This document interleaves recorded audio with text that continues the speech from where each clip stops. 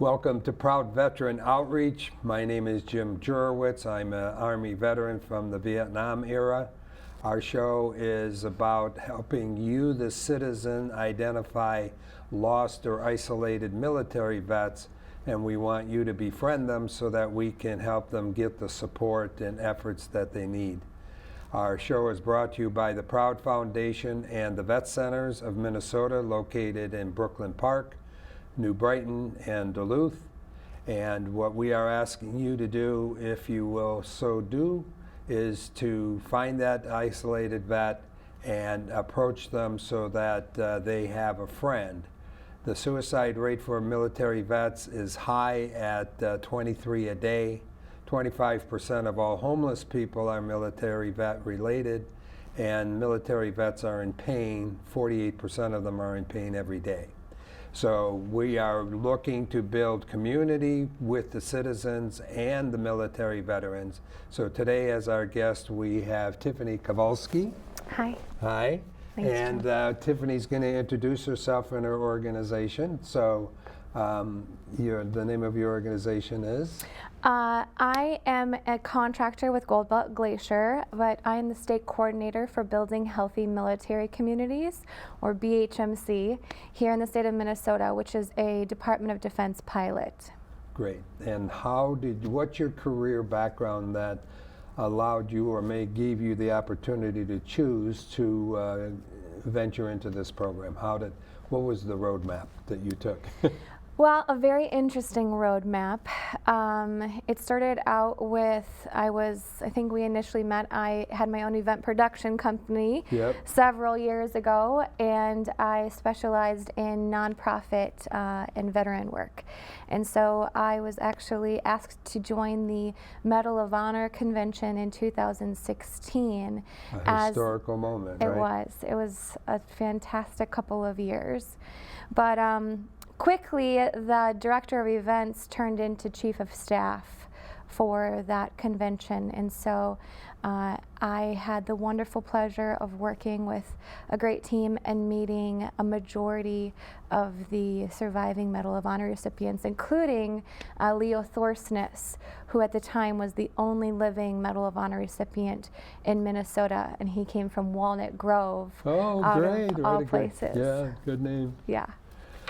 So then, in your career background was as an event planner, or? Yes, event planner and a few other things, but my whole family has been military related. Everyone has served, and I thought about it, but this really kind of fit together for me and my skill set and my passion for our country, and I could really bring value to that and the resources that I had. So once the convention is over, I worked really hard. I'm also the co-chair of the Minnesota Medal of Honor Memorial. So we're getting the memorial restored directly under the Veteran Services Building on the Capitol Mall. So we are close to securing all of the funding for that, because that is quite an altruistic feat to get a memorial that is for all of our veterans and their families. So you're a good role model because you're a mom and a wife, so you're maintaining a household and seeking your passion for this military message. So I'm proud of you. Thank you so much for what you do. Thank you. Okay. So tell us about the Building Healthy Military Communities and what this pilot program is. I think you said it was in 7 states. How did that come about? Yeah, so the 7 states are Oklahoma, Mississippi, New Mexico, Florida, Maryland, Indiana, and Minnesota. And we're looking at expanding it into Texas, California, and North Carolina here coming up in 2020. Department of Defense realized that you have this in-wire network structure for active duty bases. So you have your child care, your medical, your dental, you name it, you have your community. But our Compost 2 and 3, the reserve and the guards, the total reserve component, are geographically dispersed. And so they looked at how can we help build healthy military communities for our geographically dispersed service members and their families. And that's how this pilot kind of rolled out. Indiana and Minnesota are two of the states that don't have an active duty base. So, fun fact, all service members in the state of Minnesota are technically considered geographically dispersed, no matter what your branch of service is or your rank. So they wanted to sit with our community providers and to really look at what their initiatives were and to align what our initiatives are with them to help us become force multipliers. It's really hard for our community providers to understand at times that they think the military takes care of their own, and which we try, but when they're geographically dispersed, we need to rely on our community providers as well. So to offer a seat at our table for them, they're very willing, and then to ask if we could have a seat at their table is something that they're also very willing. So the collaboration is definitely there, and I'm very thankful for that. Great. So this is a statewide initiative, right? Yes, sir. Okay, so it goes border to border, and across state lines. What do you mean? Does it go into Wisconsin? Yeah, I mean, if you look at Duluth and Superior, yeah, there's a bridge. Right. Or if you look into Fargo, or, you know, so we also rely on our community resources on the border lines as well. Okay, so it's transparent borders. Yeah. Yeah, that's good. So let's define communities. What kind of communities can the general public expect to discover if they explore this relationship with you?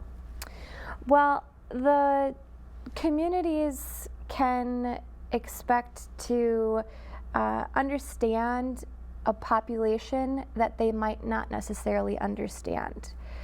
So you have diversity and inclusion, and that's fantastic. But there are some subpopulations within that they might not understand or identify. So we're really bringing the military veteran lens to those tables to say that the military population is a populace within that. Mm-hmm. And they're going, you're right.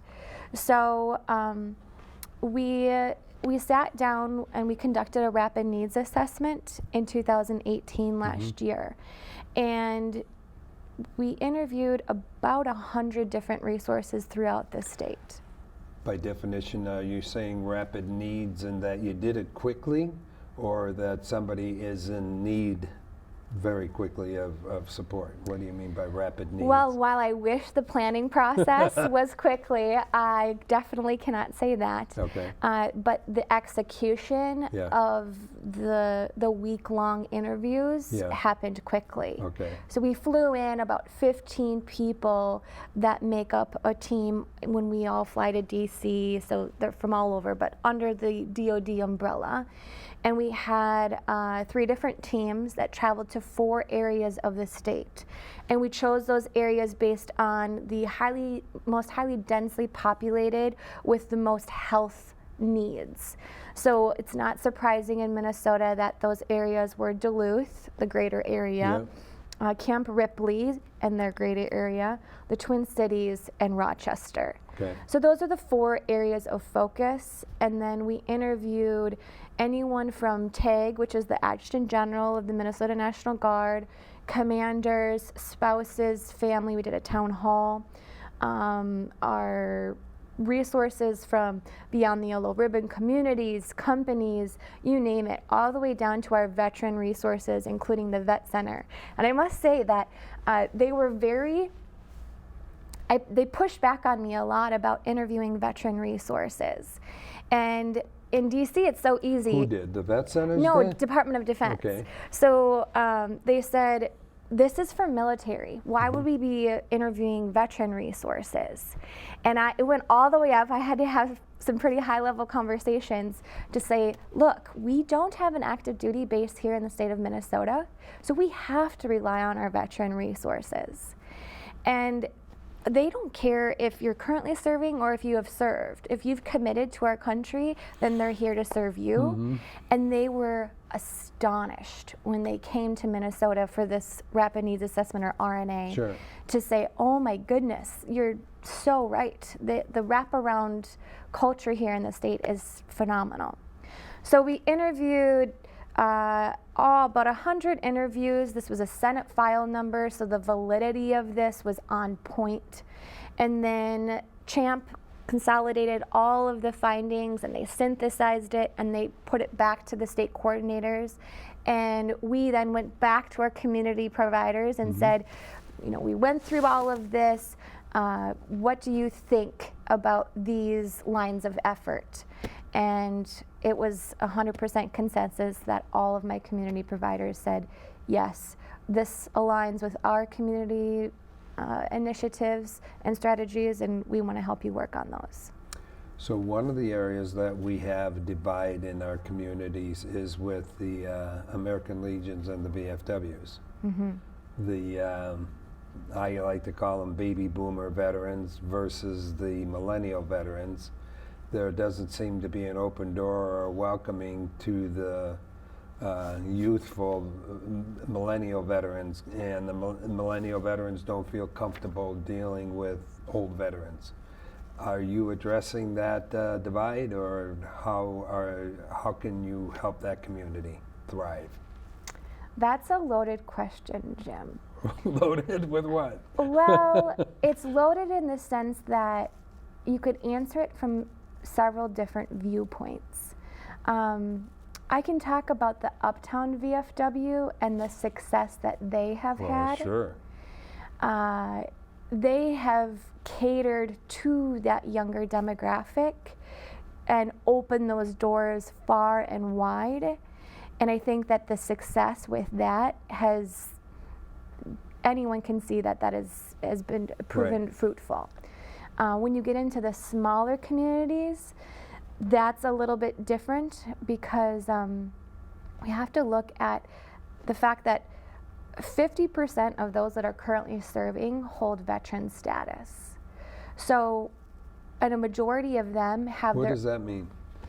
So if they're currently serving, they're also identified as a veteran? Yeah, so if you serve in the National Guard or the Reserve, and you deploy longer than 181 days active duty, then when you come home, you hold veteran status. Okay. But then you aren't active duty any longer, which is why we say currently serving, because you're still in. Okay. But they have families. They're going to, soccer practice, horseback riding, you name it, and they're living a civilian life. So to go to the quote-unquote local watering hole of your VFW or your Legion and not bringing that family unit in is something that could be a divide. So maybe we could figure out, how do we bridge the generations and include the military families along with the service members who are veterans. I mean, just as a matter of sharing information, I don't know if you know about the Hutchinson American Legion. I don't. The Hutchinson American Legion took beverage and food away, and their population has grown. Wow. And they have a gala coming up, I think November 10th. You might look into that. That community is thriving. So perfect. I have to do a little shout out to our local VFW here in Crystal. They are fantastic. Anytime that we can hold a family event or a community event, they have always opened their doors. They have an excellent area downstairs, and I think that they do a really great job trying to be inclusive of the total community. So I like to promote the Legions because I feel that that's a place that the civilian could take an isolated veteran and buy him a meal and share community and help them bridge the gap. And so, and obviously the auxiliary at the Legions are also very outgoing and outreaching with the things that they do for fundraising and community engagement. So absolutely. Yeah, so this is Healthy Military Communities. Yeah. So very good. Can you speak a little bit deeper about the Minnesota Rapid Needs Assessment? What is that? I mean, you said you did it quickly, but what is the process that you went through? What were some of the questions, or who did you interview, and random sampling and all of that? You know? Yeah, so to just recap, we went to the 4 different areas. We interviewed all different kinds of resources. Another thing that I pushed back on was that they wanted to have the teams go to the different areas. And I said, you really need to see each of the locations. So you were interviewing resources and not military veterans? Correct. Okay. So we were interviewing the resources or the military providers or the military themselves across all branches. We even have the Coast Guard here in Minnesota, which is very exciting. And so each of the teams traveled from Duluth to Camp Ripley to the Twin Cities to Rochester. Right. And in other states, they might have just went to one area. But I said, you know, we might be working on the same lines of effort across the state, but they look so differently within each of those regions with the resources that are available that it's crucial for you to understand the geographic areas and the differences that each of them provide. Cool. All right, and now we want to talk a bit about the Minnesota State Action Plan. What does that entail? So the state action plan in each of the states obviously looks very different, Mississippi to Minnesota. Well, let's just talk about Minnesota. Yeah. We're about 10 light years ahead of a majority of the states. So that proves to be a challenge in itself, though, to keep pushing the needle forward to reduce that 23 a day. Right. So the state action plan focuses on the 4 different areas within the state, on 3 different lines of effort. So we call those LOEs. And So what is a line of effort? So a line of effort is something that we are going to be focusing the state action plan around. And we're going to be taking strategies and applying those with outcomes and measures to move the needle forward, because this is a pilot, so we want to be able to show success, or at least a correlation of the measurements that we're acquiring. And so the 3 lines of effort are, the first one is increasing mental and physical health. And we can talk a little about each of the lines of effort in a little bit here. But the second one is childcare. That's affordable, credible, and reliable. And then the 3rd line of effort is awareness of resources. So that's what the Minnesota State Action Plan is revolving around. And so we're taking our community partners that also have that as a line of effort or an initiative, and we're aligning them with specific strategies. So for LOE 1, line of effort 1, increasing mental and physical health, we are partnering with, for example, the vet centers. The vet centers, we have 3 vet centers in Minnesota, and we are really underserved when it comes to vet centers with our neighboring states. Well, not only our neighboring states, but within the Twin Cities. I've brought it to their attention that being on the north side, it's difficult for veterans on the south side to get to the north side to get services. Yeah, so one of my strategies is to increase the outstations of the vet centers, because one of the most recent memorandums that have come out have said that vet centers are going to start currently serving, and their families. This is huge, Jim. The mental health scope across our entire state within the community is a big thing that everyone is working on, including the governor and his cabinets, I mean, you name it. Sure. Minnesota Department of Health. Actually, today I have a meeting with Minnesota Department of Health on mental health. But when I'm looking within our military veteran ecosystem to help increase mental health, the vet centers are the one that popped up to be the biggest asset. But with them being we don't have enough with our numbers. But isn't that a burden on the vet centers? I mean, they're not staffed to handle this kind of traffic, are they? you know, which is why we need more. Yeah. But how do they get more if they don't have community providers Right. like us that can say, hey, we've noticed if you look at all of the numbers, so I just emailed Mike Fisher with the federal VA to say, we would like to inquire about getting more outstations. Yeah. And that's something that we can do. Sure. And so between military and our veteran political groups Sure. and whatnot, they've said, yes, if we need to congressionally mandate this, let's move forward on that. So we don't need that yet, but we'll get there. So that's line of effort 1 with mental health and an example. Line of effort 2 with childcare, that's definitely an Alice in Wonderland hole that I have recently fallen down. And all the other state coordinators are going, okay, let us know how that goes, because Right. they're right behind us. They want to do it, but with us being 10 years ahead right now, it's something that we can bite off. Again, it's under the governor's, one of his top 4 initiatives. This is, again, a social economic crisis right now, and so we are working in the Camp Ripley area, because if you think about all of the service members that go through there for either drill or annual training, it's thousands. You could have like up to 3,000 on just one weekend.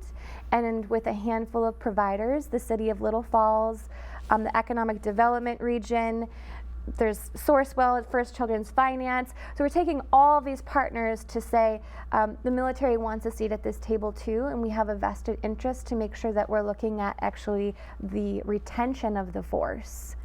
And we don't want our service members dropping out because they can't find childcare. Okay. So we want to come together as a community and help them with the children. Okay, so we have a few minutes left. Let's spend the rest of the time talking about the geographical distribution and the military veteran side. So where you're talking about MINME and FAC and the Yellow Ribbon. Yeah. Tell us about those communities. So that really falls into the line of effort 3 really well, which is awareness of resources. Minnesota has an overabundance of resources, but what sliver do And you... most states have an underserved amount. Underserved, Right. correct. So we might have a little bit of an opposite problem, but what sliver do you fit in, especially in crisis, is what we are wanting to navigate with that. So we as a collective have been working on something called collective impact and a statewide framework, or a battle drill is how the Army says it. If not 1, then 2, if not 2, then 3.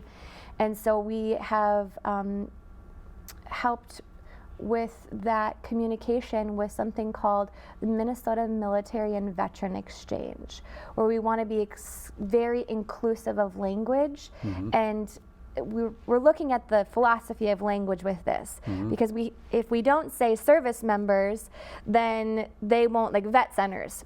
How are service members supposed to understand that they could go to vet centers? Right. So we're trying to change most vets that. don't know that vet centers exist. Right, and we're trying to change that too.